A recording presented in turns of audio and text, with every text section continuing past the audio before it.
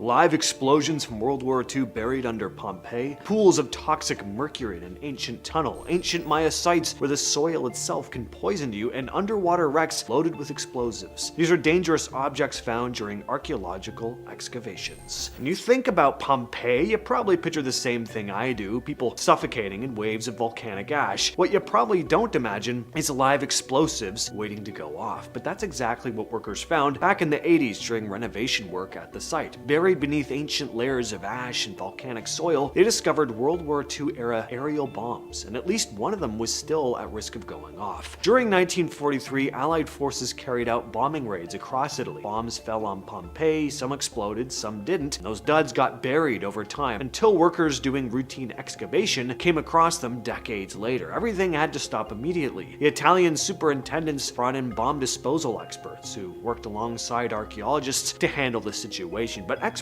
believe there are probably more unexploded bombs still sitting under parts of Pompeii that haven't been excavated yet. In 2014, Mexican archaeologist Sergio Gomez was leading his team through a newly discovered tunnel beneath the Pyramid of the Feathered Serpent at Teotihuacan. Deep underground, pushing through centuries of sediment and rock, they found something nobody had been expecting: pools of liquid mercury. Finding this much mercury still in liquid form after nearly 2,000 years is pretty bizarre, and more than that, it's dangerous. It releases vapors into the air. Breathing those vapors can damage your nervous system, causing tremors, memory problems, mood changes, all kinds of nasty effects. Once the team realized what they were looking at, everything changed. Workers needed protective gear. They had to monitor air quality constantly. You can't work in an enclosed space with mercury vapor floating around. The current theory is that the ancient Teotihuacanos deliberately placed these pools there as part of some ritual or ceremony, but regardless of why it was put there, the fact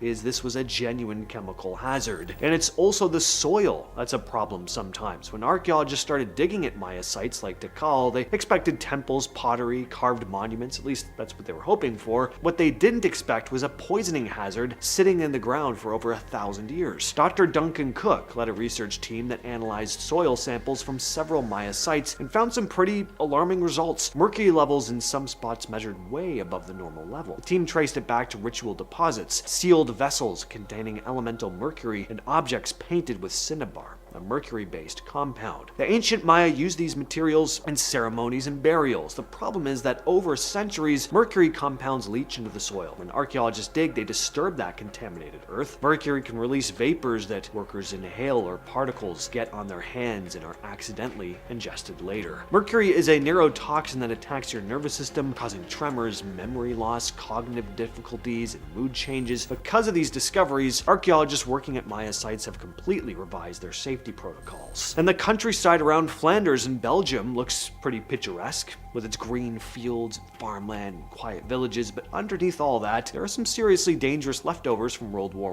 I. When people dig in these areas, archaeologists, construction workers, or farmers, they sometimes unearth old artillery shells filled with mustard gas. This happens so often, locals call it the Iron Harvest. Every year, people find shells and ordnance left over from World War I trench warfare. Mustard gas is a blistering agent that burns whatever it touches: skin, eyes, lungs, throat. Even after sitting underground for over 100 years though, it's still potent. When these shells are disturbed and gas gets released, it can still cause those horrible injuries. Belgium and France actually have entire government programs dedicated to dealing with this problem year-round. It's crazy to think though that we're still dealing with the leftovers of a war that ended in 1918.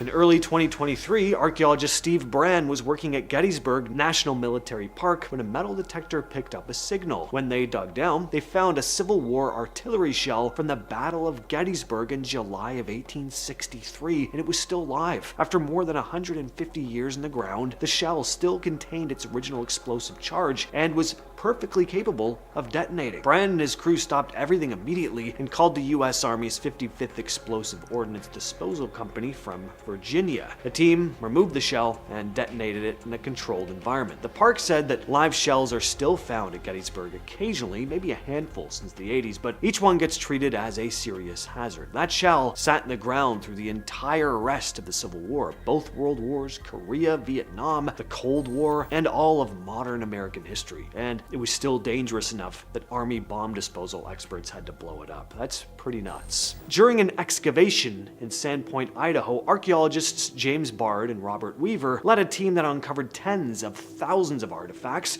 from a 19th century site. Among them, though, were a bunch of sealed glass bottles clearly marked poison. A lot of them still contained arsenic trioxide, a compound that was used a lot in the 1800s as pesticide and rat poison. This was a pretty dangerous find. Arsenic exposure damages your skin, respiratory system, digestive system, cardiovascular system, pretty much all the systems that keep you alive. And you don't need to even swallow it to be at risk. Breathing dust from contaminated soil or getting residue on your hands could be enough to cause problems. The team approached these bottles with extreme caution, of course. Many had to be sent to specialists before anyone could safely handle them. When archaeologists crack open an ancient Egyptian tomb that's been sealed for thousands of years, they are exposing themselves to an environment that's been completely closed off from the outside world for thousands of years. Scientific studies of tombs, including work related to Tut's burial chamber, have shown these sealed tombs can become breeding grounds for mold and bacteria. Researchers have come across harmful spores and gases like hydrogen sulfide and ammonia. When fresh air rushes in and these spores and gases get disturbed, it can cause real problems for people breathing them in. There's no confirmed case of archaeologists getting seriously sick from tomb microbes, but the risk is real enough that professional teams take serious precautions. Before entering a newly opened tomb, they set up ventilation systems, they wear masks and protective gear, and use equipment to check for dangerous gas levels. And there is a theory, though, that some of those legendary tomb curses might have had a grain of truth. Not supernatural curses, but early excavators having bad reactions to spores or gases when they opened tombs without protective equipment. In 1984, archaeologist Tim Taylor and a team from the University of Manchester were excavating at Lindo Moss in Cheshire, England, following the discovery of preserved bodies in the peat bog. But getting to those incredibly well-preserved remains meant working in a pretty treacherous environment, even by archaeology standards. The danger was the ground itself. Peat bogs are deceptive. The surface can look solid and stable, but underneath there can be deep pockets of waterlogged peat and hidden pools. You could be walking along and suddenly break through into soft, wet sections that are basically quicksand. Once you start sinking into bog peat, it's extremely difficult to get out. The wet peat creates suction around your legs. The more you struggle, the deeper you sink. The team at Lindo Moss had to build sturdy walkways and platforms to distribute weight. They used boards to spread their load across wider areas, preventing